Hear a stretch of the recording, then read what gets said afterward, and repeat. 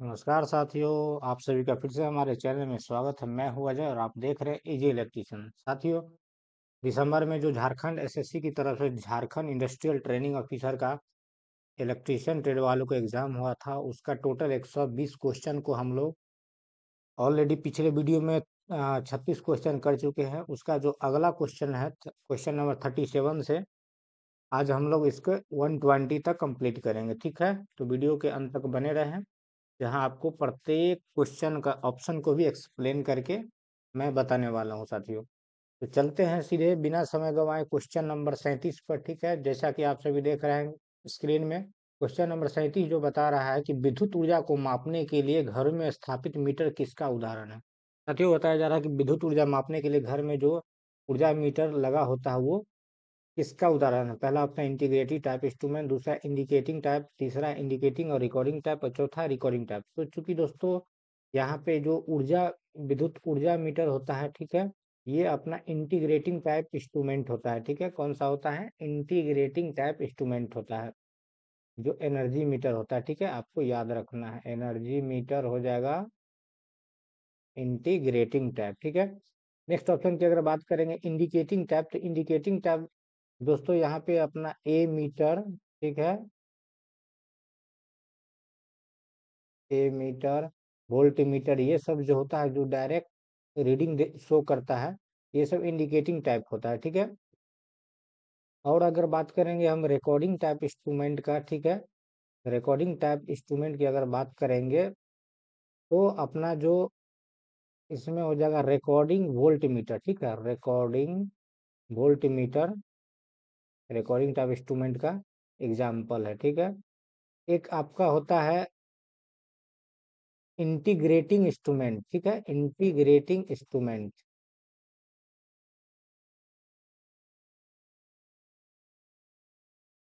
Integrating instrument, कभी कभी question आ जाता है कि इंटीग्रेटिंग इंस्ट्रूमेंट का एग्जांपल बताइए। तो इंटीग्रेटिंग इंस्ट्रूमेंट का एग्जांपल है टेंजेंट गैल्वेनोमीटर। ठीक है, टेंजेंट गैल्वेनोमीटर। तो इस तरह से ये क्वेश्चन था। ठीक है, नेक्स्ट क्वेश्चन पे चलेंगे।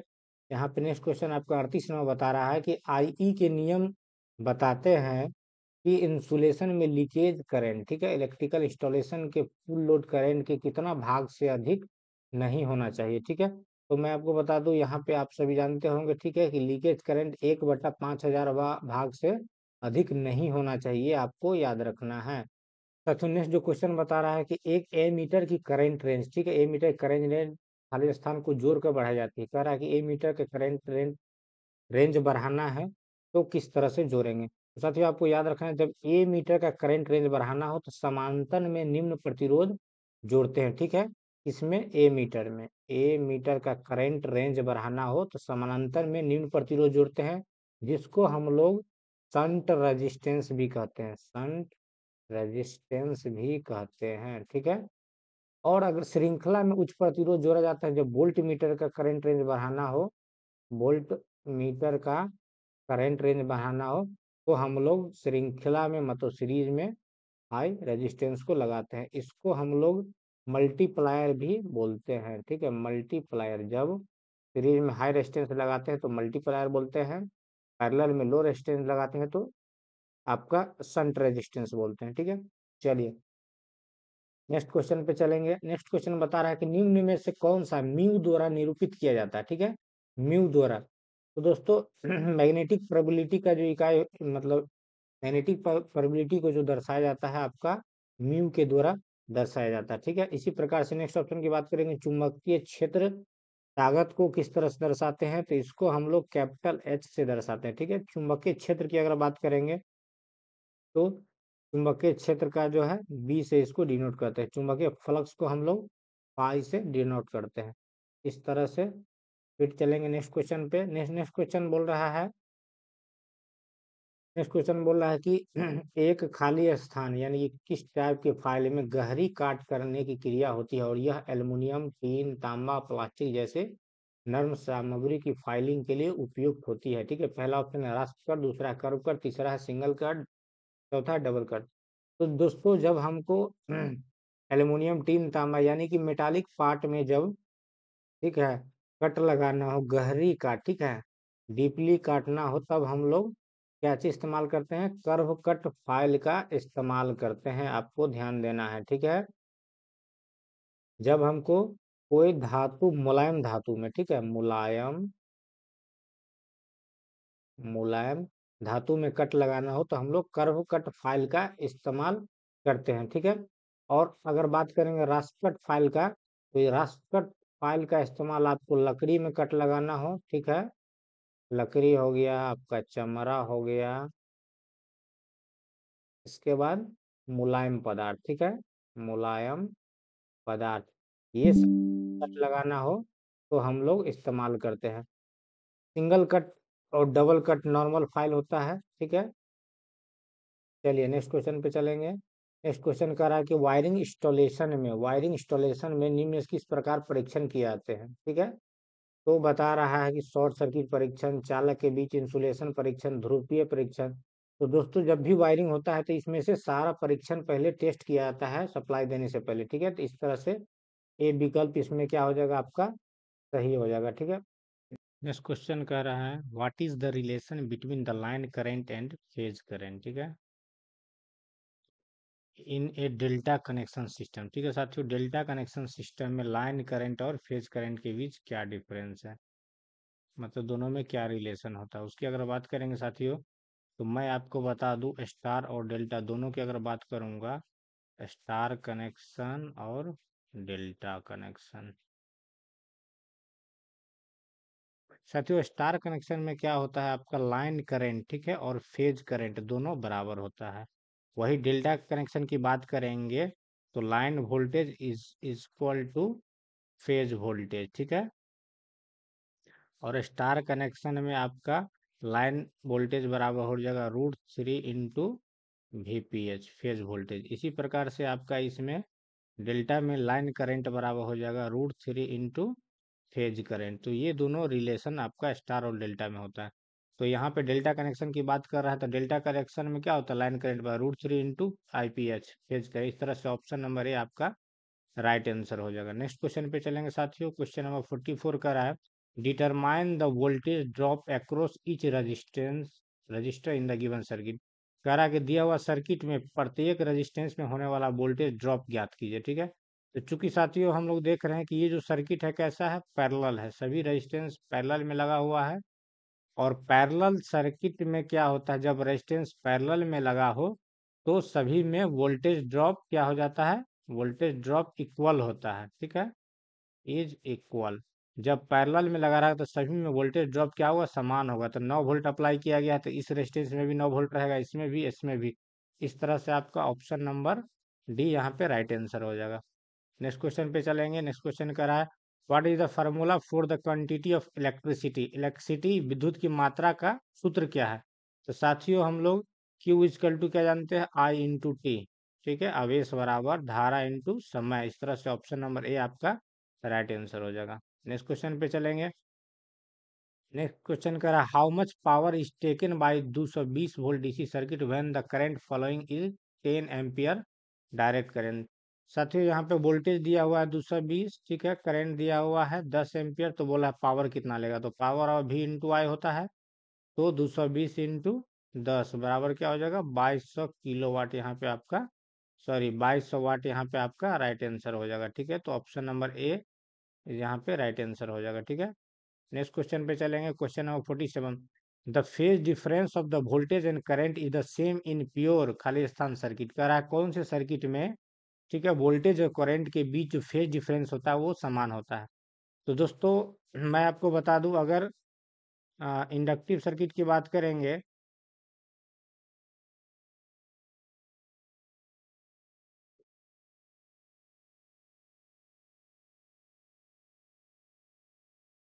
साथियों मैं अगर ऑप्शन के थ्रू चलेंगे, इंडक्टिव सर्किट की बात करेंगे तो इंडक्टिव सर्किट में क्या होता है? करंट लैग हो जाता है, पीछे हो जाता है वोल्टेज से, ठीक है, करंट लैगिंग हो जाता है, आपका वोल्टेज लीडिंग हो जाता है, और इंडक्टिव सर्किट का पावर फैक्टर क्या कहलाएगा? लैगिंग होगा हमेशा, ठीक है, लैगिंग होगा। इसी प्रकार से अगर हम कैपेसिटिव सर्किट की बात करेंगे तो कैपेसिटिव सर्किट में साथियों करंट क्या होता है, आगे बढ़ जाता है वोल्टेज से, तो करंट लीडिंग हो जाएगा, वोल्टेज लैगिंग हो जाएगा, ठीक है। और कैपेसिटिव सर्किट का पावर फैक्टर अगर कोई पूछेगा तो आपका पावर फैक्टर इसका क्या होता है, लीडिंग होता है। इसी प्रकार से जो रजिस्टिव सर्किट होता है साथियों, चूंकि रजिस्टिव सर्किट में करंट एंड वोल्टेज ये दोनों क्या होता है, साथ साथ चलते हैं, ठीक है। Current and voltage are in phase होता है, इन फेज, ठीक है। मतलब साथ साथ चलते हैं कब, जब रजिस्टिव सर्किट रहेगा तब, और ऐसे कंडीशन में जो आपका पावर फैक्टर हो जाएगा ये यूनिटी कहलाता है, ठीक है, इकाई हो जाता है पावर फैक्टर। इस तरह से आपका ऑप्शन नंबर डी यहाँ पे राइट आंसर हो जाएगा, वही बात पूछ रहा था, ठीक है। नेक्स्ट क्वेश्चन पे चलेंगे। नेक्स्ट क्वेश्चन कर रहा है 48 नंबर, एक कैपेसिटर कंसिस्ट ऑफ, मतलब कैपेसिटर किस प्रकार से बने होते हैं। तो हम सभी क्या जानते हैं कैपेसिटर के लिए, जब दो कंडक्टर को एक इंसुलेटर के द्वारा जो है इंसुलेट कर दिया जाए, बंद किया जाए, ठीक है, तब ये क्या कहलाता है, आपका कैपेसिटर हो जाता है। Two conductor separate by insulator, मतलब दो कंडक्टर को इसी इंसुलेटर के थ्रू सेपरेट कर देते हैं तब वो कैपेसिटर कहलाता है। इस तरह से ऑप्शन सी आपका राइट आंसर हो जाएगा। नेक्स्ट क्वेश्चन पे चलेंगे 49, द खालिस्तान is a cylinder shape fuse with either metal cap और blade contact point at the both end. साथियों कह रहा है कि इसमें से कौन सा फ्यूज है जिसके, ठीक है, दोनों सिरों पर मेटल कैप होता है लगा, इस तरह से, ठीक है, मेटल का कैप रहेगा या कॉन्टेक्ट पॉइंट होता है। तो यहाँ पे ऑप्शन के थ्रू बात करेंगे, कार्ट्रिज फ्यूज, किटकैट फ्यूज और मिनिएचर सर्किट ब्रेकर HRC से। तो मिनिएचर सर्किट ब्रेकर ये अलग प्रकार का है, ठीक है, HRC फ्यूज अलग प्रकार का। साथियों यहाँ पे कार्ट्रिज फ्यूज और किटकैट फ्यूज ये दोनों के एंड सिरा पर आपका मेटल का कैप लगा होता है, लेकिन यहाँ पे आंसर कार्ट्रिज फ्यूज इसलिए लिया जा रहा है चूंकि जो कार्ट्रिज फ्यूज होता है साइज में क्या होता है, स्मॉल होता है, और ये इलेक्ट्रॉनिक्स डिवाइस में, जो भी इलेक्ट्रॉनिक्स डिवाइस रेडियो टीवी वगैरह जो आ रहे हैं उस सब में लगा होता है, इसीलिए यहाँ पे इसका प्रचलन बढ़ गया, तो कार्ट्रिज फ्यूज आंसर ले रहा है। साथियों अगर ऑप्शन में कार्ट्रिज फ्यूज नहीं रहता तो आपका किटकैट फ्यूज भी राइट आंसर हो जाएगा, ठीक है। नेक्स्ट क्वेश्चन पे चलेंगे। क्वेश्चन नंबर 50 का रहा है, Lambert cosine law is related to, कह रहा है कि लेम्बर्ट कोसाइन लॉ किससे संबंधित है। तो साथियों जब आप इल्यूमिनेशन चैप्टर पढ़ेंगे तो वहां पर आपको दो प्रकार के लॉ देखने को मिलेगा। पहला लॉ जो आप पढ़ेंगे इनवर्स स्क्वायर लॉ, ठीक है, पहला लॉ जो आप पढ़ेंगे इनवर्स स्क्वायर लॉ, ठीक है। और यहीं पे जो दूसरा लॉ होगा आपका लेम्बर्ट कोसाइन लॉ होगा, लेम्बर्ट कोसाइन लॉ, ठीक है। तो इस तरह से लेम्बर्ट कोसाइन लॉ के बारे में पूछ रहा था, ये इल्यूमिनेशन चैप्टर से रिलेटेड है, तो ऑप्शन नंबर बी आपका राइट आंसर हो जाएगा। नेक्स्ट क्वेश्चन की बात करेंगे, question number 51, the relative permeability of A diamagnetic material. साथियों पूछ रहा है कि डायमैग्नेटिक मटेरियल का रिलेटिव परमिटिविटी कितना होता है, अपेक्षिक पारगम्यता। यहाँ पे साथियों डायमैग्नेटिक मटेरियल का पूछ रहा है, कभी कभी आपका पूछ देगा कि पैरामैग्नेटिक मटेरियल का क्या होगा, ठीक है, या मैग्नेटिक मटेरियल का क्या होगा, तो आपको याद रखना है, ठीक है। साथियों यहाँ पे क्या होगा, डायमैग्नेटिक मटेरियल का जो होता है आपका परमेबिलिटी लेस देन 1 होता है, ठीक है, एक से कम होता है, किसका होगा, डायमैग्नेटिक मटेरियल का, ठीक है। इसी तरह से एक से अधिक जो है आपका आ, एक से अधिक जो है आपका पैरामैग्नेटिक का हो जाएगा, ठीक है, पैरामैग्नेटिक मटेरियल जो होगा उसका एक से अधिक हो जाएगा। और ए लार्ज पॉजिटिव वैल्यू, ठीक है, इकाई से बहुत अधिक मान जो होता है मैग्नेटिक मटेरियल का होता है, कभी कभी पूछ देता है कितना होता है, ठीक है, तो 1000 के आसपास होता है, ठीक है, अराउंड 1000, ठीक है, मैग्नेटिक मटेरियल का। ये तीनों आप याद रखेंगे, अक्सर एग्जाम में आते रहता है। तो यहाँ पे डायमैग्नेटिक मटेरियल पूछ रहा है तो option number C right answer हो जाएगा, ठीक है। नेक्स्ट क्वेश्चन पे चलेंगे। कह रहा है कि identical cell are connected in series to obtain, कह रहा है कि सेल को सीरीज में क्यों जोड़ा जाता है। तो कभी भी दोस्तों जो सेल या बैटरी को हम लोग सीरीज में जोड़ते हैं तभी जब हमको आउटपुट वोल्टेज हाई चाहिए, ठीक है, हाई वोल्टेज, जब हाई वोल्टेज चाहिए तो सीरीज में जोड़ते हैं, और हाई करंट चाहिए तो पैरेलल में जोड़ते हैं, ये चीज आपको याद रखना, हाई, जब हाई करंट चाहिए तो पैरेलल में जोड़ेंगे। तो यहाँ पे सीरीज की बात कर रहा है तो हाइयर वोल्टेज हो जाएगा, ऑप्शन डी आपका राइट आंसर हो जाएगा। नेक्स्ट क्वेश्चन पे चलेंगे, question number 53। How many terminals are present in a single phase voltage ELCB. कह रहा है सिंगल फेज वोल्टेज ईएलसीबी में कितना टर्मिनल होता है। साथियों 6 टर्मिनल होता है। जब आप उसका कंस्ट्रक्शन देखेंगे तो कुछ इस तरह से आपको रहेगा, ठीक है। ईएलसीबी का क्या होगा, आपका इनपुट तरफ फेज रहेगा, न्यूट्रल रहेगा और एक ग्राउंड रहेगा। इसी प्रकार से आउटपुट के तरफ भी, ठीक है, फेज रहेगा, न्यूट्रल रहेगा और एक ग्राउंड रहेगा। इस तरह से टोटल जो है टर्मिनल की संख्या कितना हो जाएगा, 6 हो जाएगा। ऑप्शन नंबर बी राइट हो जाएगा, सिंगल फेज एलसी का, ठीक है। नेक्स्ट क्वेश्चन कह रहा है कि विच of the following instrument indicate the instantaneous value of identical electrical quantity, ठीक है।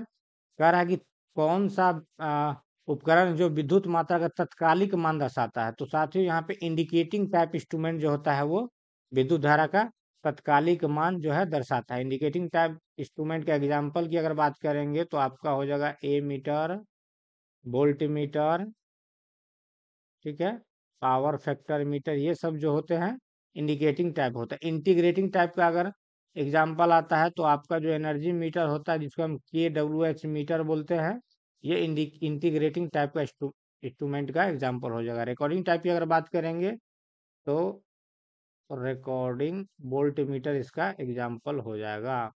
साथियों यहाँ पे एक और ऑप्शन है, ये बहुत ही इंपॉर्टेंट है। एब्सोल्यूट इंस्ट्रूमेंट का कभी कभी एग्जाम्पल पूछता है कि एब्सोल्यूट इंस्ट्रूमेंट का एग्जाम्पल बताइए। तो इसका आंसर हो जाएगा आपका टेंजेंट गैल्वेनोमीटर, ठीक है। गैल्वेनोमीटर आ जाता है परीक्षा में कि टेंजेंट गैल्वेनोमीटर किस तरह का इंस्ट्रूमेंट है, तो एब्सोल्यूट इंस्ट्रूमेंट है, ठीक है। नेक्स्ट क्वेश्चन पे चलेंगे, question number 55। The property of a coil due to which it opposes the change of current flowing through itself is called the खाली स्थान of the coil। कह रहा है किसी कॉइल का वह गुण जिसके कारण स्वयं में प्रवाहित होने वाला विद्युत धारा का परिवर्तन का विरोध करता है, उस कॉइल का क्या कहलाता है। तो सेल्फ इंडक्टेंस कहलाता है। क्या कहलाएगा, सेल्फ इंडक्टेंस। कहने का अर्थ ये है कि जब किसी कॉइल में हम लोग सप्लाई देते हैं, ठीक है, मान लो एक कॉइल है, जब इसमें सप्लाई देते हैं तो इसके चारों ओर फ्लक्स सेटअप होता है। ये फ्लक्स क्या करता है, ठीक है, ये फ्लक्स क्या करता है, इस कॉइल में से बहने वाली करंट का विरोध करने लगता है, ठीक है। बहने वाली करंट की का जो वैल्यू होता है, चेंजेस, ठीक है, परिवर्तन का विरोध करने लगता है। मतलब अपने ही कॉइल में से बहने वाली करंट का विरोध करने लगता है। इस कारण इसको सेल्फ इंडक्टेंस कहते हैं। म्यूचुअल इंडक्टेंस की अगर बात करेंगे तो म्यूचुअल इंडक्टेंस वह होता है जब किसी कॉइल में हम सप्लाई देते हैं, ठीक है, तो इसके चारों ओर फ्लक्स डेवलप होता है। इस फ्लक्स के रास्ते में अगर एक नया कॉइल रख दिया जाए तो इस कॉइल में ऑटोमेटिक जो है ईएमएफ ट्रांसफर हो जाता है, ठीक है, primary winding to secondary winding में। यही चीज आपका म्यूचुअल इंडक्टेंस कहलाता है, क्योंकि यहाँ पे दो कॉइल्स के सहयोग से होता है। म्यूचुअल इंडक्शन के सिद्धांत पर कौन सा यंत्र काम करता है, तो अपना ट्रांसफार्मर जो होता है म्यूचुअल इंडक्शन के सिद्धांत पे काम करता है, ठीक है। तो इस प्रकार से आपका option number D right answer हो जाएगा। नेक्स्ट क्वेश्चन की बात करेंगे, the gel use in the breather of transformer. Transformer के ब्रीदर में कौन सा जेल यूज होता है, तो सिलिका जेल होता है, ठीक है। कभी कभी आता है सिलिका जेल, गुड कंडीशन में उसका रंग कैसा होगा, जब अच्छा रहता है तो, ठीक है। तो जब सिलिका जेल अच्छा कंडीशन में रहता है तो उसका रंग ब्लू रहेगा, और जब वो खराब हो जाता है, ठीक है, आफ्टर मॉइस्चराइज, जब वो नमी को सोख लेता है तो उसका कलर पिंक हो जाता है, ठीक है। आपको याद रखना है सिलिका जेल कहाँ लगा होता है, तो ट्रांसफार्मर के ब्रीदर में लगा होता है, ठीक है। ब्रीदर का काम क्या है, ट्रांसफार्मर के अंदर ठंडी हवा प्रवेश कराना, ठीक है। इस तरह से ऑप्शन नंबर सी आपका राइट आंसर हो जाएगा।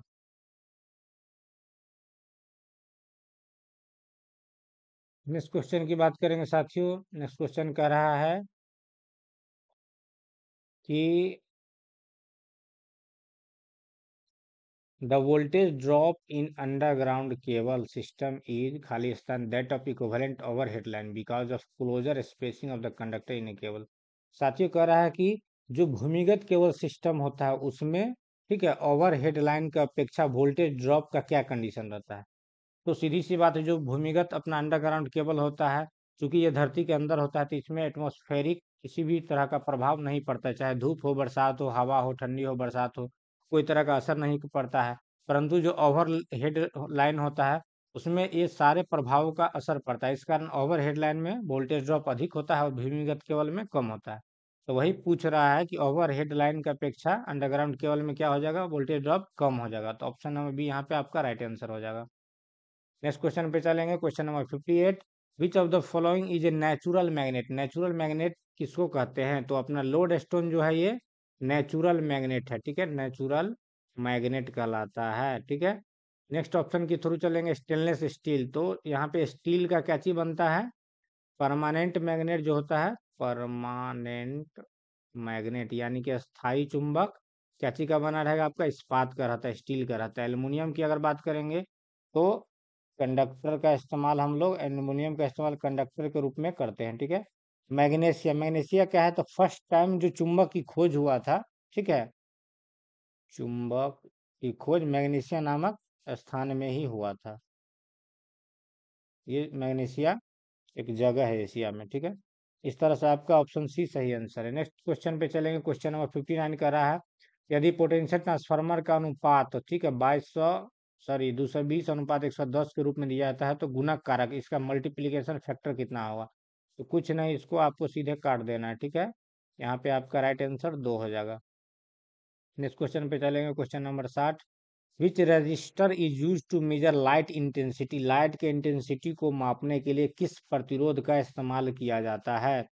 ठीक है, तो साथियों लाइट का इंटेंसिटी मापते हम लोग एलडीआर से, चूंकि इसका फुल फॉर्म ही होता है आपका एलडीआर का, light dependent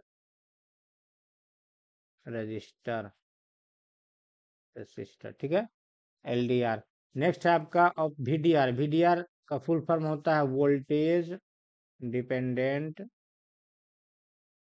register. PTC, PTC क्या होता है? पीटीसी का फुल फॉर्म होता है पॉजिटिव टेम्परेचर कोफिशिएंट, ठीक है, कोफिशिएंट। तो पॉजिटिव टेम्परेचर कोफिशिएंट जो जितने भी चालक होते हैं सभी का पॉजिटिव टेम्परेचर कोफिशिएंट होता है, मतलब तापमान बढ़ेगा तो चालक का भी ताप बढ़ेगा। एनटीसी का अगर फुल फॉर्म बात करेंगे तो एनटीसी का होता है नेगेटिव टेम्परेचर कोफिशिएंट, ठीक है।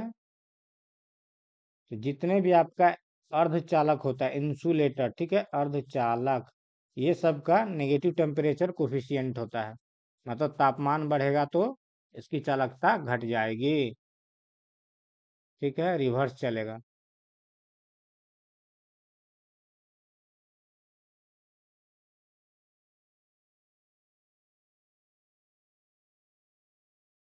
नेक्स्ट क्वेश्चन पर चलेंगे साथियों। नेक्स्ट क्वेश्चन का रहा है आपका कि which term refer to the total luminous flux, ठीक है, total luminous flux incident on a surface per unit area. तो यहाँ पे प्रति यूनिट क्षेत्रफल पर पड़ने वाले कुल ल्यूमिनस फ्लक्स को हम लोग क्या कहते हैं? इल्यूमिनेशन कहते हैं। क्या कहते हैं? इल्यूमिनेशन कहते हैं, ठीक है। नेक्स्ट जो है आपका ल्यूमिनियस फ्लक्स। ल्यूमिनियस फ्लक्स का इकाई ल्यूमेन होता है, ल्यूमेन, ठीक है। ल्यूमेन किसका इकाई है? ल्यूमिनियस फ्लक्स का। ल्यूमिनस इंटेंसिटी का इकाई होता है आपका कैंडिला, कैंडिला, ठीक है। ल्यूमिनस इंटेंसिटी की इकाई कैंडिला होता है। इस तरह से आपका आंसर बी यहाँ पर राइट आंसर है।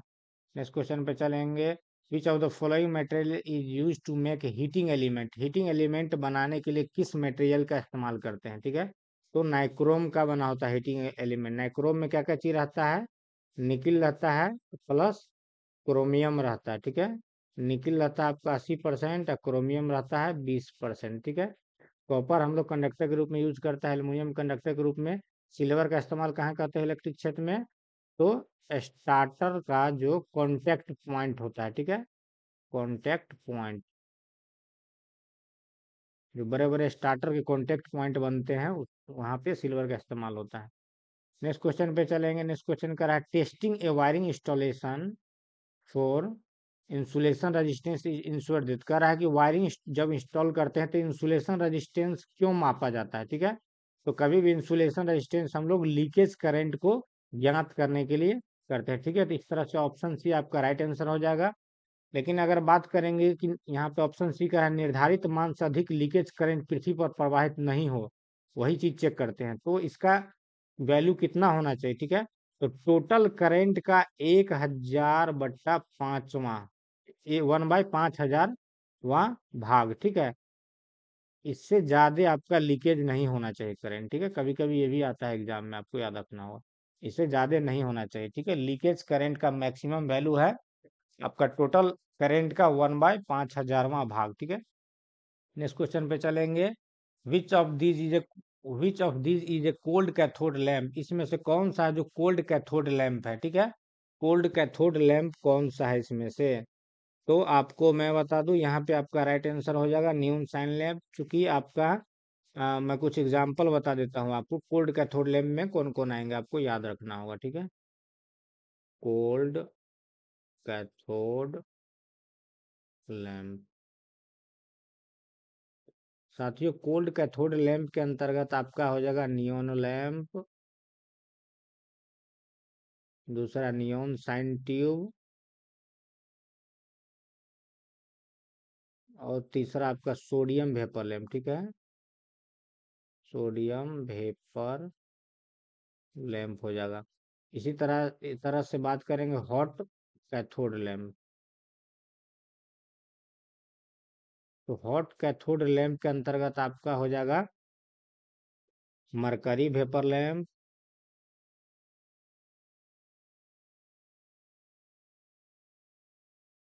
मरकरी वेपर लैंप, और दूसरा हो जाएगा आपका फ्लोरोसेंट लैंप,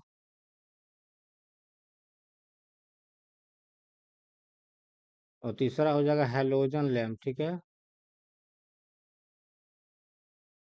ये सब अपना हॉट कैथोड लैंप है। तो इस तरह से दोस्तों आपको याद रखना चाहिए, ठीक है। हॉट कैथोड में कौन कौन सा आएगा और कोल्ड कैथोड में कौन कौन सा आएगा, ये दोनों आपको बता दिए टेबल, आप याद रखना। इस तरह से आपके यहाँ पे राइट आंसर नियोन लैंप हो जाएगा, ठीक है। नेक्स्ट क्वेश्चन पे चलेंगे। नेक्स्ट क्वेश्चन बता रहा है what is the capacitive reactance of a circuit having 5 microfarad capacitor connected to day 660 volt 50 hertz.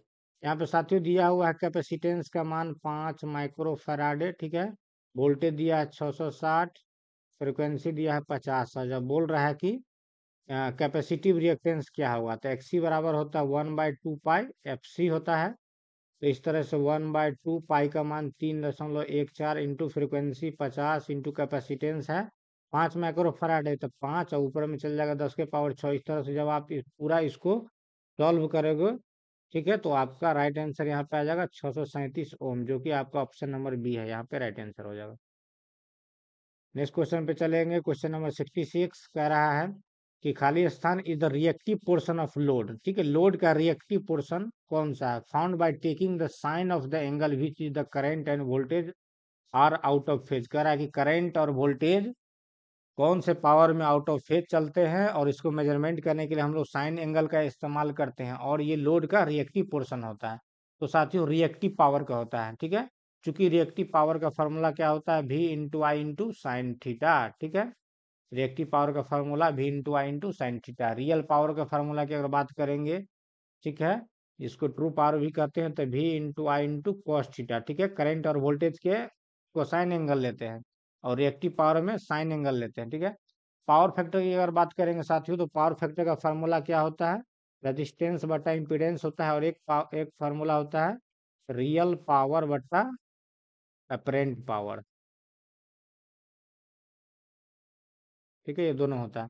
Volt ampere की बात करेंगे साथियों, तो ट्रांसफार्मर का जो रेटिंग होता है आपका केवीए एमवीए ये सब में रहता है, ठीक है, वही चीज है वोल्ट एम्पियर। चलिए नेक्स्ट क्वेश्चन पे चलेंगे। नेक्स्ट क्वेश्चन आपका बता रहा है इफ 5 लाइट लैंप, ठीक है, 5 light lamp each rated 200 watt are connected in parallel across 110 volt, 110 volt के साथ आपका जुड़ा हुआ है। The current through each bulb is approximately, प्रत्येक बल्ब में करंट कितना गुजरेगा, ठीक है। यहाँ पे 5 बल्ब है, इस तरह से आप बना सकते हैं 1 2 3 4, सॉरी यहाँ पर चूंकि पैरेलल में है, ठीक है, इसलिए पैरेलल में बनाना पड़ेगा। ये पांचों बल्ब कैसे जुड़ा हुआ है, आपका पैरेलल में जुड़ा हुआ है, ठीक है। तो बल्ब नंबर 1, 2, 3, 4, 5, ठीक है। ये पांचों बल्ब जो है पैरेलल में जुड़ा हुआ है एक दूसरे से, और इसमें जो सप्लाई दिया गया है कितना वोल्ट है, 110 वोल्ट का सप्लाई दिया गया है। इस तरह से आप दिखा सकते हैं, ठीक है। और प्रत्येक की शक्ति है 200 वाट। तो पहले हम लोग टोटल पावर निकालेंगे, ठीक है। तो एक बल्ब है 200 वाट का, तो टोटल कितना हो जाएगा, 200 गुना 5 यानी कि 1000 वाट हो गया, ठीक है। सबसे पहले हम लोग क्या निकालेंगे, पावर निकालेंगे। 1000 वाट का हो गया। अब यहाँ पे प्रत्येक लैंप का रेजिस्टेंस निकालेंगे, रेजिस्टेंस ऑफ लैंप, ठीक है। एक लैंप का रेजिस्टेंस क्या हो जाएगा, पावर बराबर होता है V² बट्टा R। यहाँ से R बराबर V² यानी 110 गुना 110 बट्टा पावर हो गया 1000। इस तरह से 121 12.10 ओम एक लैंप का हो गया, ठीक है। तो 5 लैंप का हम लोग निकालेंगे तो 5 से गुना कर देंगे, तो 12.10 गुना 5, 60.6 ओम यहाँ पे टोटल रेजिस्टेंस हो गया, ठीक है। अब जब टोटल रेजिस्टेंस हो गया तो निकालना है सर्किट का करंट। तो आई बराबर क्या होता है, V/R। तो आप वोल्टेज दे दो 110 बट्टा टोटल रेजिस्टेंस 60.6। इस तरह से जब आप इसको हल करोगे तो 1.8 एम्पियर आपका राइट आंसर हो जाएगा, जो कि ऑप्शन नंबर आपका सी यहाँ पे हो जाएगा, ठीक है। नेक्स्ट क्वेश्चन पे चलेंगे। 17,000 वाट इज द सेम है 17,000 वाट, 17 गुना 1000, ठीक है। तो इसको हम लोग 17 kW लिख सकते हैं। यहाँ पे option number A right answer है। क्वेश्चन नंबर 69 पे चलेंगे। The RMS voltage of full load wave rectified sine wave can be obtain by multiplying peak voltage. कह रहा है कि RMS वैल्यू को पीक वैल्यू में बदलना है, तो कितना से गुना करना पड़ेगा, तो 1/√2 से गुना करना पड़ेगा, ठीक है। क्योंकि दोस्तों हम लोग क्या जानते हैं, RMS वोल्टेज भी RMS बराबर क्या होता है, 1/√2 इंटू पीक वोल्टेज, ठीक है। तो इस तरह से आपका यहाँ पे ऑप्शन नंबर ए सही हो जाएगा। नेक्स्ट क्वेश्चन पे चलेंगे। 70 in a drill bit holder खाली स्थान use when the main spindle length is too short and the bit is change frequently. Drill bit holder में क्या चीज का उपयोग तब करते हैं जब मुख्य स्पिंडल की लंबाई बहुत कम है और बीट को बार बार बदलता है, तब सॉकेट का इस्तेमाल होता है, ठीक है। ऑप्शन सी राइट आंसर हो जाएगा। क्वेश्चन नंबर 71 पे चलेंगे। G series MCB are use for the protection. अब कह रहा है कि जी सीरीज एमसीबी का इस्तेमाल किस चीज को सुरक्षा देने के लिए करते हैं, ठीक है। Electric iron, oven, air conditioner, geyser. तो यहाँ पे राइट आंसर एयर कंडीशनर हो जाएगा। क्योंकि दोस्तों यहाँ पे मुख्य रूप से एमसीबी को 3 सीरीज में बांटा गया, ठीक है। मैं आपको लिख देता हूँ, आप याद कर लेना, ठीक है। जी सीरीज, पहला जी सीरीज एमसीबी, ठीक है। तो जी सीरीज एमसीबी को हम लोग इंडक्टिव लोड की सुरक्षा में लगाते हैं। कैसा लोड रहेगा, इंडक्टिव, इंडक्टिव लोड की सुरक्षा,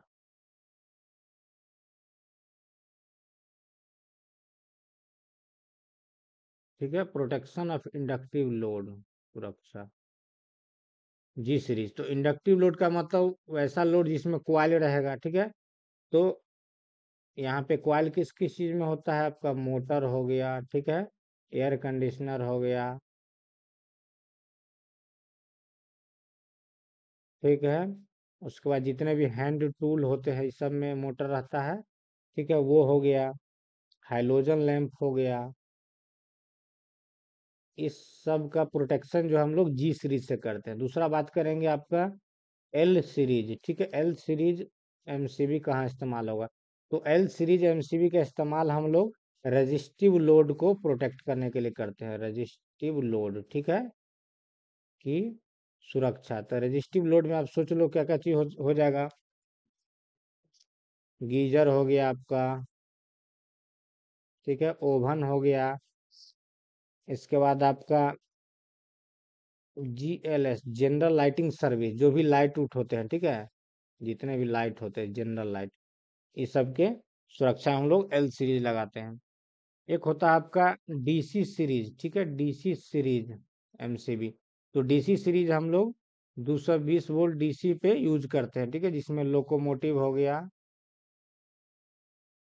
लोकोमोटिव में सुरक्षा, डीसी कंट्रोल में सुरक्षा, ठीक है, और आपका जनरेटर सेट जो होता है, ठीक है, जनरेटर सेट, इस सब की सुरक्षा के लिए डीसीसी। तो ये तीनों कैटेगरी आपको याद रखना है, एग्जाम में अक्सर आते रहता है।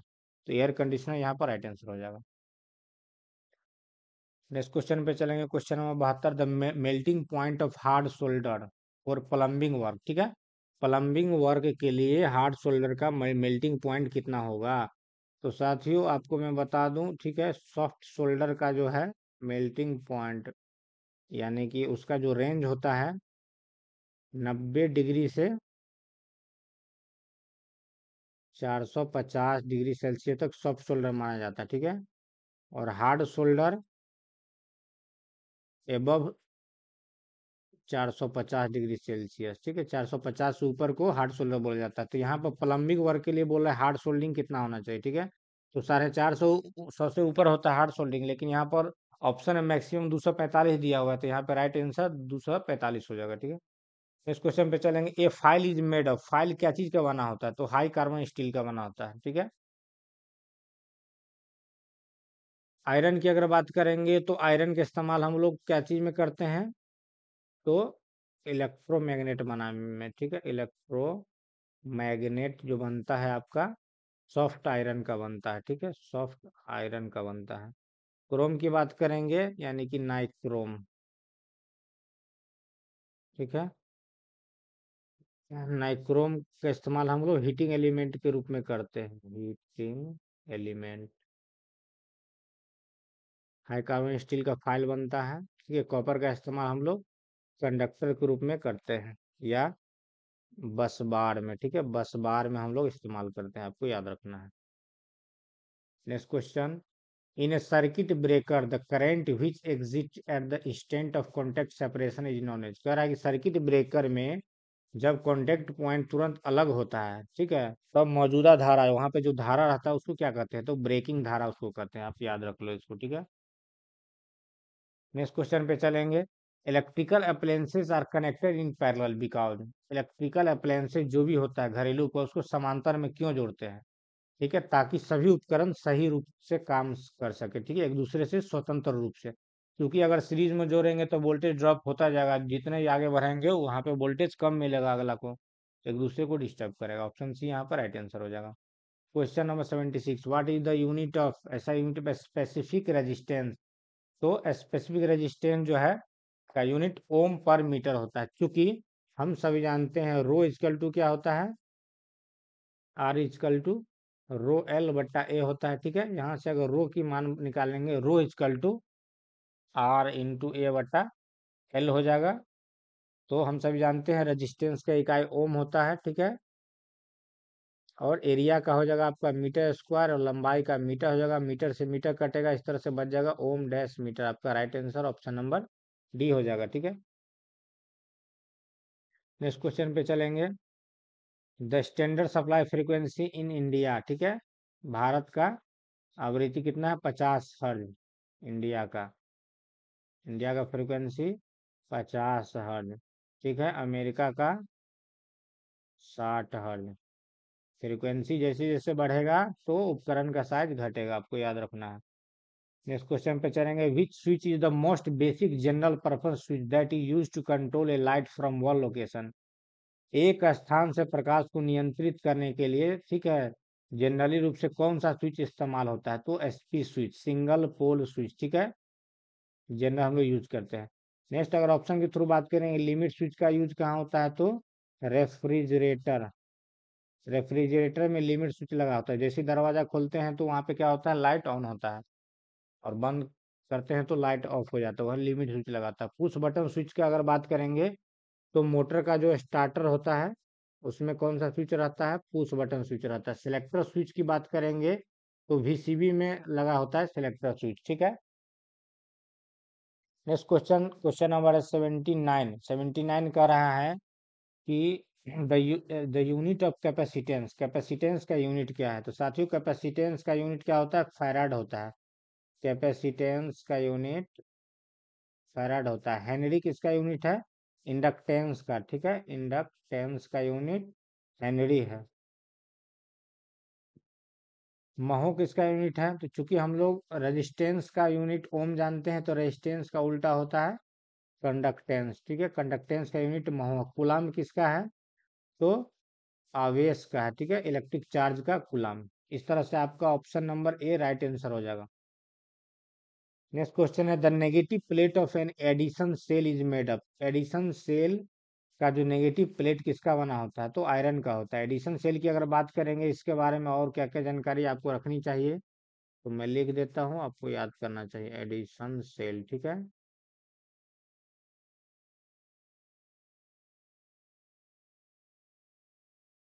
साथियों एडिशन सेल में जो इलेक्ट्रोड होते हैं, ठीक है, एनोड, एडिशन सेल का एनोड आपका निकिल हाइड्रोक्साइड का बना होता है, NiOH4, ठीक है।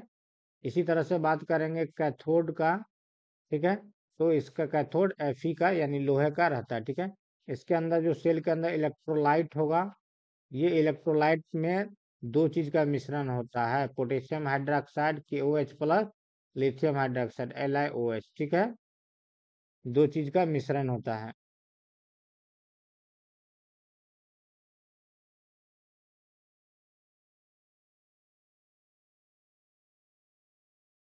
LiOH, ठीक है, मिश्रण होता है। इसी तरह से अगर इंटरनल रेजिस्टेंस की बात करेंगे, इंटरनल रेजिस्टेंस, तो इस सेल का इंटरनल रेजिस्टेंस जो है बहुत अधिक होता है, ठीक है, वेरी हाई होता है, 5 गुना होता है, ठीक है, लेड एसिड सेल की अपेक्षा 5 गुना होता है। इसका बॉडी की अगर बात करेंगे, निकिल एडिशन सेल का बॉडी क्या चीज का बना होता है? तो निकिल प्लेट स्टील का बना होता है इसका बॉडी, ठीक है, nickel plate steel. Next question पे चलेंगे साथियों। यहाँ पे आपका कह रहा है कि एक capacitor is use in a fine motor. Fine motor में जो कैपेसिटर यूज होता है, क्यों यूज करते हैं? ठीक है, तो फेज को बांटने के लिए यूज करते हैं। कभी कभी एग्जाम में आ जाता है कि फैन के रूप में जो इस्तेमाल होता है मोटर, वो कौन सा मोटर होता है, ठीक है, तो स्थायी कैपेसिटर मोटर होता है, परमानेंट परमानेंट कैपेसिटर मोटर, ठीक है। Speed regulation, lower power consumption controlling रखती है। यहाँ पे राइट आंसर क्या हो जाएगा? फेज को बांटने के लिए। इसके अलावा कैपेसिटर का काम होता है पावर फैक्टर इंप्रूव करना, ठीक है, पावर फैक्टर को भी इंप्रूव करता है, और हाई स्टार्टिंग टॉर्क को भी उच्च करता है, ठीक है। इस तरह से तीनों काम होता है। यहाँ पे राइट आंसर हो जाएगा फेज को बांटना। नेक्स्ट क्वेश्चन पे चलेंगे, question number 82, which of the following step is not to be follow in the preventive maintenance of lead acid cell. Lead acid cell के रख रखाव में इसमें से कौन सा है जो नहीं इस्तेमाल करना चाहिए, ठीक है। पहला, बैटरी टर्मिनल को साफ रखे, सही बात है, करना चाहिए। बैटरी चार्ज करने के लिए हवादार कमरा होना चाहिए, सही है। भेंट प्लग की छेद को साफ करे, सही बात है। लाइट में ओवर वाटर डालना, ठीक है, तो इलेक्ट्रोलाइट में ओवर वाटर नहीं इस्तेमाल करना है, मतलब अधिक नहीं इस्तेमाल करना पानी का, ठीक है। नेक्स्ट क्वेश्चन चलेंगे 83, विच ऑफ द फॉलोइंग कनेक्शन है 30 degree shift between the primary and secondary line voltage. कह रहा है निम्न में से किस कनेक्शन में प्राइमरी और सेकेंडरी लाइन वोल्टेज के बीच 30 डिग्री का अंतर होता है? तो साथियों स्टार अथवा डेल्टा कनेक्शन में जो होता है प्राइमरी सेकेंडरी के बीच 30 डिग्री का डिफरेंस होता है, ठीक है, स्टार डेल्टा और डेल्टा स्टार दोनों में, ठीक है। वही बात करेंगे स्टार स्टार कनेक्शन में, तो स्टार टू स्टार कनेक्शन में आपका फेज डिफरेंस 0 डिग्री हो जाएगा, या डेल्टा टू डेल्टा कनेक्शन में 0 डिग्री फेज डिफरेंस हो जाएगा। तो इस तरह से यहाँ पे चौथा ऑप्शन स्टार डेल्टा और डेल्टा स्टार कनेक्शन दोनों राइट आंसर हो जाएगा, ठीक है, इसमें 30 डिग्री होता है। वहीं अगर बात करेंगे हम लोग स्टार और इंटर स्टार की बात करेंगे, स्टार और इंटर स्टार कनेक्शन, तो इस दोनों में फेज डिफरेंस 180 डिग्री का होता है। इसी प्रकार से आपका हो जाएगा delta and inter delta connection, इसमें फेज डिफरेंस आपका 180 डिग्री का हो जाएगा, ठीक है। इस तरह से आपको याद रखना है। नेक्स्ट क्वेश्चन पे चलेंगे। नेक्स्ट क्वेश्चन कर रहा है, find the voltage drop of resistance in the given circuit, ठीक है। वोल्टेज ड्रॉप इसमें कितना होगा। तो यहाँ पे सर्किट का करंट 5 ओम दिया है और 3 रजिस्टेंस पैरेलल में है, तो पहले हम लोग टोटल रजिस्टेंस निकालेंगे। ठीक है, 1/5 प्लस 1/6 प्लस 1/10। इसको जब आप हल करेंगे तो यहाँ पर आपका 15/7 ओम आ जाएगा। ठीक है, और करंट दिया है 5 एम्पियर, तो टोटल वोल्टेज V बराबर IR होता है। तो 15/7 को जब आप गुना करेंगे 5 से, तो 75/7 वोल्ट यहाँ पे राइट आंसर हो जाएगा। इस तरह से ऑप्शन नंबर बी हो जाएगा। ठीक है, नेक्स्ट क्वेश्चन पे चलेंगे। Question number 85, if two register of equal resistance R, कह रहा है कि दो रेजिस्टेंस है। ठीक है, दोनों का वैल्यू आर है और उसको पैरेलल में जोड़ दिया गया है, तो टोटल रेजिस्टेंस क्या हो जाएगा। तो इस कंडीशन में जब दो सेम वैल्यू का रेजिस्टेंस को पैरेलल में जोड़ते हैं तो इसका फार्मूला होता है R × R/R प्लस R। इस तरह से ये R²/2R हो जाएगा, एक R से एक R कट जाएगा, तो R/2 यहाँ पे राइट आंसर हो जाएगा, ऑप्शन नंबर सी। ठीक है, नेक्स्ट क्वेश्चन पे चलेंगे। नेक्स्ट क्वेश्चन कर रहा है, एक ल्यूमेन प्रति वर्ग मीटर किसके समान होता है। तो एक ल्यूमेन प्रति वर्ग मीटर आपका लक्स के समान होता है। लक्स को हम लोग क्या लिख सकते हैं, ल्यूमेन प्रति मीटर स्क्वायर इक्वल टू क्या होता है, लक्स होता है। ठीक है, लक्स होता है 1 ल्यूमेन पर मीटर स्क्वायर। ठीक है, ये आपका लक्स के समान हो जाएगा। अगर कैंडिला की बात करेंगे ऑप्शन के थ्रू, तो कैंडिला किसका इकाई है, ल्यूमिनियस इंटेंसिटी की। ल्यूमिनियस इंटेंसिटी की इकाई कैंडिला है। ठीक है, एक कैंडिला बराबर होता है 4 पाई ल्यूमेंस। ठीक है, एक कैंडिला में ल्यूमेन मीटर जो होता है ये आपका इल्यूमिनेशन मापने का मशीन है। ठीक है, इल्यूमिनेशन मेजरिंग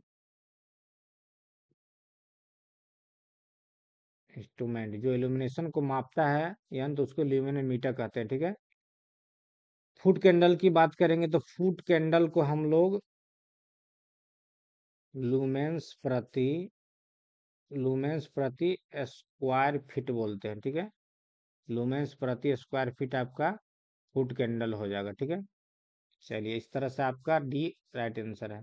नेक्स्ट क्वेश्चन है मैग्नेटिक फील्ड लाइंस। ठीक है, चुंबकीय क्षेत्र रेखा जो होता है चुंबक के अंदर कौन दिशा से कौन दिशा में जाता है, तो आपको याद रखना है चुंबक के अंदर जो है दक्षिण से उत्तर की ओर जाता है। ठीक है, इनसाइड इनसाइड। ठीक है, साउथ टू नॉर्थ, दक्षिण से उत्तर की दिशा। और चुंबक के बाहर आउटसाइड जब रहेगा, उत्तर से दक्षिण की दिशा, नॉर्थ टू साउथ हो जाएगा। ठीक है, आपको याद रख लेना है। चलिए नेक्स्ट क्वेश्चन पे चलेंगे। नेक्स्ट क्वेश्चन कर रहा है the error cause by the sudden change in the atmospheric condition. ठीक है, वातावरणीय परिवर्तन होने के कारण, वातावरण में परिवर्तन होने के कारण जो त्रुटि होता है उसको हम लोग क्या कहते हैं, रैंडम ईरर। ठीक है, क्या कहते हैं,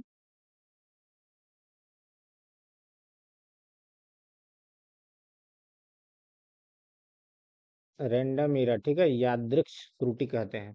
नेक्स्ट क्वेश्चन पे चलेंगे 89, एक करंट ऑफ 10 एम्पियर। ठीक है, 10 एम्पियर फ्लो थ्रू है, रेजिस्टेंस भी दिया है 10 ओम, तब हीट कितना हो जाएगा। तो यहाँ पे हीट बराबर क्या होता है, I² हो जाता है।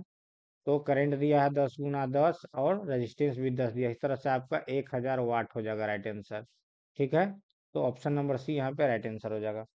नेक्स्ट बात करेंगे क्वेश्चन नंबर 90, कह रहा है कि gas cartridge and storage pressure type are the two method of operation of which type of extinguisher. ठीक है, तो वाटर फील्ड पानी से भरा हुआ जो अग्निशामक यंत्र होता है ये दो तरह का होता है, गैस कार्ट्रिज और स्टोरेज प्रेशर टाइप। ठीक है, water field fire extinguisher.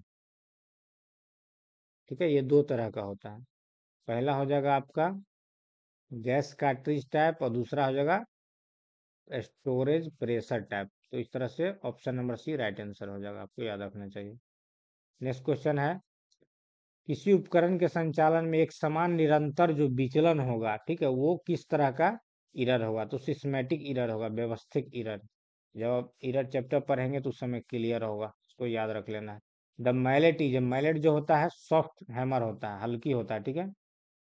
Next question है capacitive reactance is inversely proportional.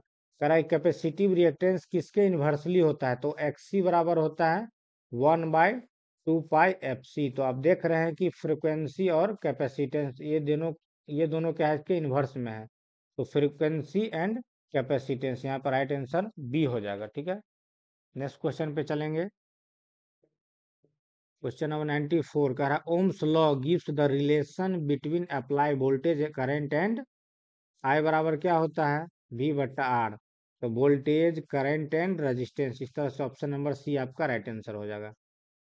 Next question पे चलेंगे। What is the circuit breaker, circuit breaker क्या है, तो एक current interrupting device. Circuit breaker से हम लोग क्या करते हैं, किसी फीडर से जब धारा प्रवाहित हो रहा है उस फीडर को बंद करना हो, यानी करंट को इंटरप्ट करना हो, तब सर्किट ब्रेकर का इस्तेमाल करते हैं। A power factor correcting device, power factor को सुधार नहीं करता है, वेव फॉर्म को सुधार नहीं करता है, वोल्टेज को कंट्रोल नहीं करता है, ठीक है, सर्किट ब्रेकर। तो यहाँ पे राइट आंसर डी हो जाएगा। नेक्स्ट क्वेश्चन पे चलेंगे। A flux density in a medium equal to 1 weber per square metre is equal, ठीक है। कह रहा है कि एक माध्यम में फ्लक्स घनत्व जो 1 वेबर प्रति मीटर स्क्वायर, तो वेबर प्रति मीटर स्क्वायर को हम लोग क्या कहते हैं, टेस्ला कहते हैं, ठीक है। वेबर प्रति मीटर स्क्वायर को क्या कहते हैं, टेस्ला कहते हैं। आपका राइट आंसर हो जाएगा बी, ठीक है। नेक्स्ट क्वेश्चन पे चलेंगे। Which of the following method is use for providing controlling torque in indicating instrument. Indicating type का जो इंस्ट्रूमेंट होता है, ठीक है, उसमें कंट्रोलिंग टॉर्क प्रोवाइड करने के लिए हम लोग स्प्रिंग कंट्रोल और ग्रेविटी कंट्रोल का इस्तेमाल करते हैं। आपको याद रखना है, ऑप्शन ए राइट आंसर हो जाएगा। नेक्स्ट क्वेश्चन है state that the illumination at any point of any service is proportional to the cosine of the angle between the normal at that point at the direction of luminous flux। साथियों already पहले चर्चा हो चुकी है, ठीक है, कि जब आप इल्यूमिनेशन चैप्टर पढ़ते हैं तो दो तरह के लॉ पढ़ते हैं। पहला इन्वर्स स्क्वायर लॉ और दूसरा लैम्बर्ट कोसाइन लॉ, ठीक है। पहला इन्वर्स स्क्वायर लॉ, तो ये लैम्बर्ट कोसाइन लॉ ही बता रहा है, ठीक है। लैम्बर्ट कोसाइन लॉ क्या कहता है कि किसी सतह पर किसी बिंदु पर इल्यूमिनेशन उस बिंदु पर सामान्य और लुमिनस फ्लक्स की दिशा के बीच के कोसाइन के समानुपात होता है, ठीक है। इसी लैम्बर्ट कोसाइन लॉ इसको बोला गया है। तो राइट आंसर यहाँ पे सी हो जाएगा, ठीक है। लैम्बर्ट कोसाइन लॉ के अनुसार फार्मूला क्या होता है, illumination is equal to flux by area into cosine angle, यानी कि cos थीटा, ठीक है।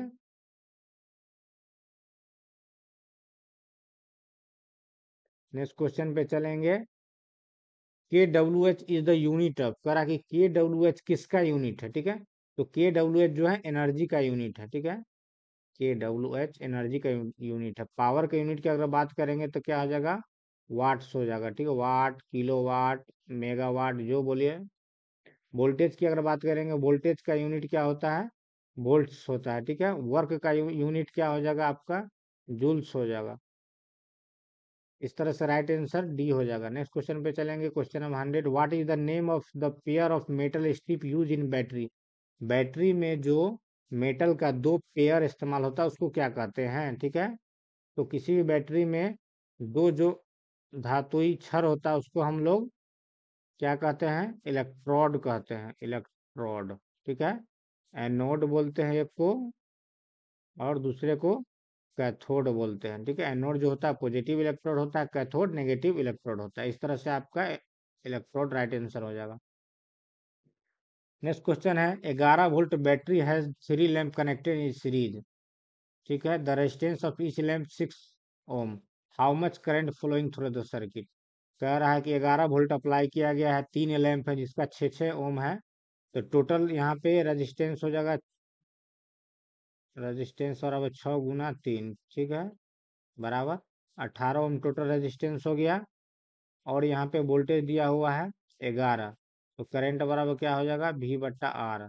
तो वोल्टेज 11/18, यानी कि 0.6 एम्पियर। आपका ऑप्शन नंबर डी यहाँ पे राइट आंसर हो जाएगा, ठीक है। नेक्स्ट क्वेश्चन पे चलेंगे। What is the form factor value for a full wave rectified sine wave, ठीक है। तो फॉर्म फैक्टर कितना होता है, 1.11 होता है फॉर्म फैक्टर। चूंकि फॉर्म फैक्टर बराबर form factor is equal to RMS value बट्टा एवरेज वैल्यू। तो साथियों RMS वैल्यू का मान होता है 0.707 और एवरेज वैल्यू का मान होता है 0.637। जब ये दोनों का आप काटेंगे तो 1.11 आता है, इसलिए आपका राइट आंसर, ठीक है, फॉर्म फैक्टर का RMS वैल्यू 1.11 हो जाता है। नेक्स्ट है high pressure sodium vapour lamps are filled with. High pressure sodium vapour lamp में कौन सा गैस भरते हैं? तो कोई भी हम लोग इनर्ट गैस भरते हैं, इनर्ट गैस, ठीक है,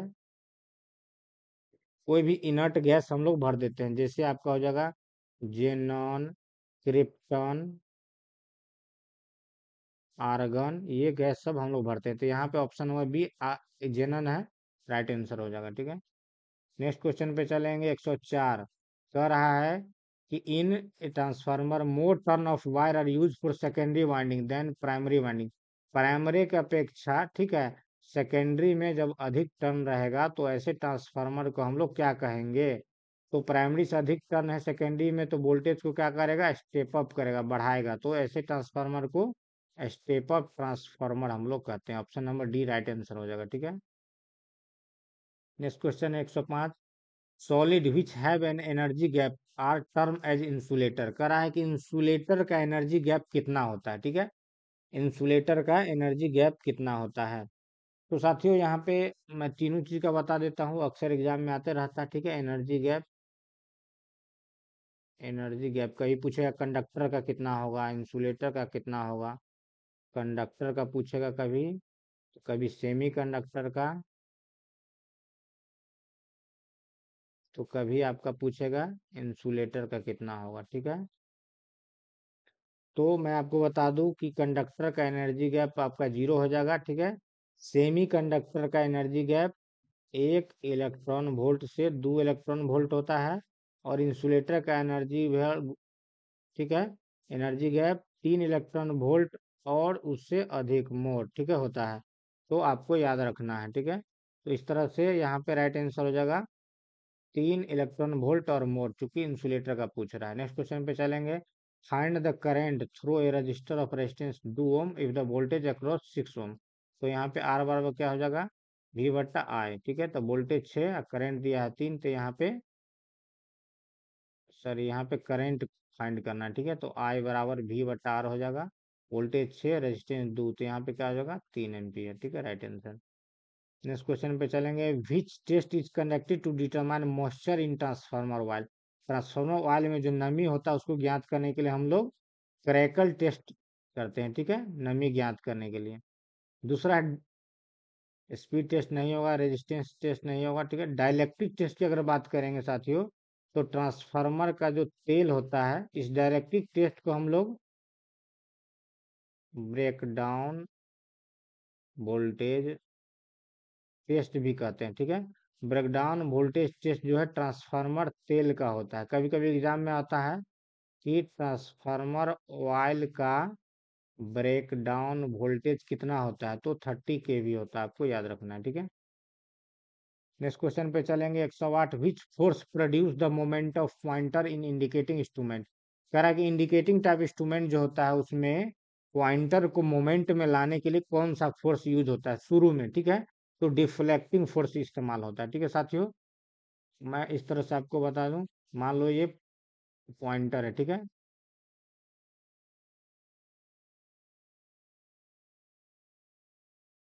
ये जो पॉइंटर है शुरू में 0 से जब इधर बढ़ेगा, ठीक है, इसको स्टार्ट होने के लिए जो फोर्स चाहिए उसको डिफ्लेक्टिंग फोर्स कहते हैं, ठीक है। फिर यहाँ से जब ये मैक्सिमम पर पहुंचेगा, ठीक है, और जो उसको रोकने का काम करेगा उसको कंट्रोलिंग फोर्स कहते हैं। और इस और इस पॉइंटर में जो ऑसिलेशन होता है, मतलब कंपन होता है, उसको जो रोकने का काम करता है उसको हम लोग डैम्पिंग फोर्स कहते हैं। तो इस तरह से सवाल पूछ रहा है कि सूचक के घुमाव को कौन सा बल उत्पन्न करता है। स्टार्टिंग की बात कर रहा है, तो यहाँ पे क्या हो जाएगा? राइट आंसर डिफ्लेक्टिंग फोर्स, ठीक है। तो डिफ्लेक्टिंग फोर्स के पास आप लिख सकते हैं कि deflect the pointer, deflect the pointer, ठीक है, पॉइंटर को डिफ्लेक्ट करेगा। डैम्पिंग टॉर्क को लिख सकते हैं डैम्प ऑसिलेशन, ठीक है, डैम्प ऑसिलेशन, जो ऑसिलेशन होता है उसको खत्म करता है, कंपन को। कंट्रोलिंग टॉर्क क्या करता है? कंट्रोल द पॉइंटर, पॉइंटर को कंट्रोल करता है, ठीक है। Control the pointer, control the pointer, ठीक है। रिपल्सन फोर्स कुछ नहीं। इस तरह से आपका option number B right answer हो जाएगा। नेक्स्ट क्वेश्चन कर रहा है कि strap type, U clamp type fittings are the type of. तो ये सेकल टाइप जो इंसुलेटर होता है ये दो तरह का होता है, ठीक है। स्ट्रैप टाइप और दूसरा you clamp type, U clamp type, ठीक है। आपको याद रखना है shekel type insulator right answer हो जाएगा। नेक्स्ट क्वेश्चन पे चलेंगे, question number 110। The average value of sinusoidal wave over A complete cycle, ठीक है। पूर्ण चक्र में सिनोसाइडल तरंग का औसत मान क्या होता है? 0 होता है यहाँ पे। राइट आंसर बी ऑप्शन हो जाएगा। नेक्स्ट क्वेश्चन पे चलेंगे। नेक्स्ट क्वेश्चन क्या रहा है कि जब 10, 50, 220 और 450 और 560, ठीक है, यहाँ पे इतना रेजिस्टेंस के मान वाले 5 प्रतिरोधकों को समांतर में जोड़ दिया गया, तब बोल रहा है कि इसमें सबसे अधिक करंट प्रवाह किससे होगा? तो साथियों आपको याद रखना है, पैरेलल सर्किट में चूंकि करंट जो है रेजिस्टेंस के वैल्यू के अकॉर्डिंग चलता है, प्रत्येक रेजिस्टेंस में अलग अलग करंट फ्लो होगा, ठीक है। सीरीज सर्किट में सेम होता है, पैरेलल में अलग अलग होता है। तो पैरेलल में आपको याद रखना है जिसका वैल्यू सबसे कम होगा उसमें सबसे अधिक करंट बहेगा, ठीक है। जिस रेजिस्टेंस का वैल्यू सबसे कम है उसमें सबसे अधिक करंट बढ़ेगा। इस तरह से सबसे कम वैल्यू 10 है तो 10 आंसर हो जाएगा। नेक्स्ट क्वेश्चन पे चलेंगे। नेक्स्ट क्वेश्चन कर रहा है कि ग्रॉस ईरर इज ए, ठीक है। ग्रॉस ईरर जो है कौन सा ईरर है? ह्यूमन ईरर, ठीक है। सकल त्रुटि जो है मानव त्रुटि के अंतर्गत आता है। ऑप्शन नंबर ए आपका राइट आंसर हो जाएगा। Question number 113। What does the figure show? कह रहा है कि फिगर में जो दिखाया गया फाइल ये किस तरह का फाइल है? सिंगल कट है कि डबल कट है, कर्व कट है, रास्प कट है, ठीक है साथियों। तो ये जो फाइल है आपका रास्प कट फाइल कहते हैं, ठीक है। इस फाइल के अंतर्गत इस आकार के बहुत सारे कट बने हुए, ठीक है। इसको रास्प कट फाइल कहते हैं, आपको याद रखना चाहिए। नेक्स्ट क्वेश्चन कर रहा है the rate of flow of electron is called, ठीक है।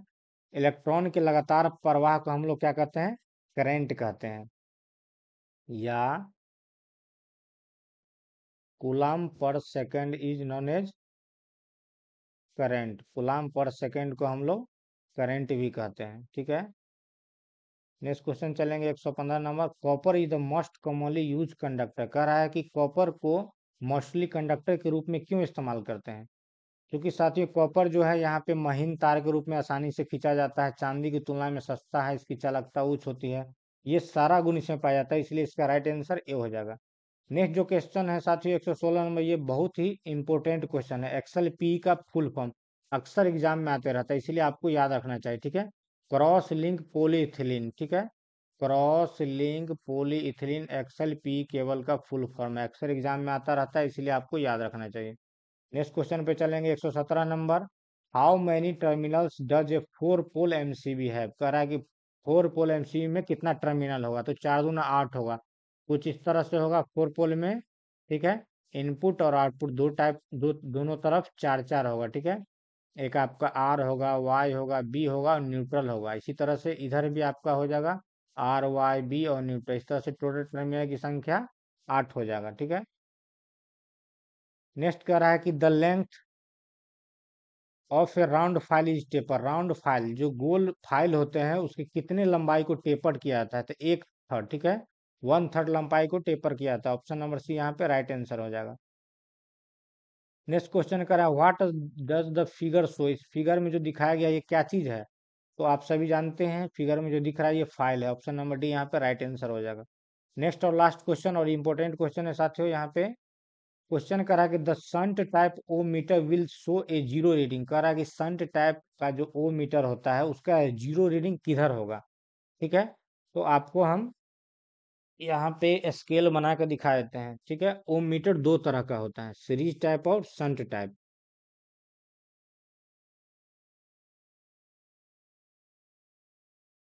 शंट टाइप और सीरीज टाइप,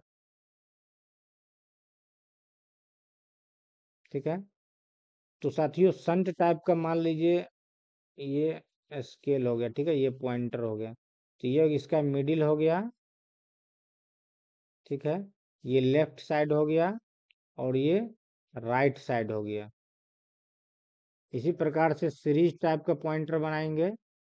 ये मिडिल हो गया, ये लेफ्ट हो गया और ये राइट हो गया।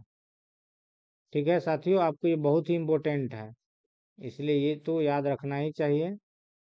तो अगर संट टाइप का एग्जाम में आएगा साथियों, तो संट टाइप में लेफ्ट तरफ शून्य होता है। ठीक है, लेफ्ट तरफ शून्य होता है, राइट तरफ इन्फिनिटिव होता है।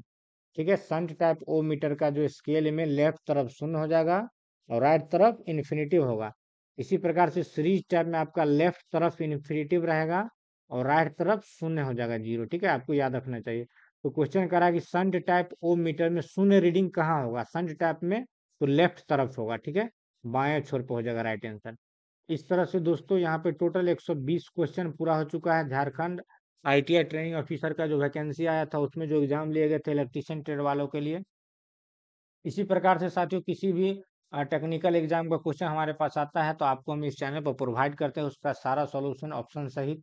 तो साथियों, चैनल के साथ जुड़े रहें। अगर आप चैनल पर नए हैं तो इसको सब्सक्राइब कर ले, ताकि जैसे ही आपके पास किसी तरह का नोटिफिकेशन आए, इस तरह से हम वीडियो बनाएं तो आप देख पाओ। और अगर पहले से चैनल पर जुड़े हुए हैं साथियों, तो और भी अपने साथियों को जोड़े, ताकि उन्हें भी इस चीज़ का फायदा मिल सके। ठीक है दोस्तों, तो मिलते हैं फिर नए वीडियो में। तब तक के लिए thank you so much, good bye.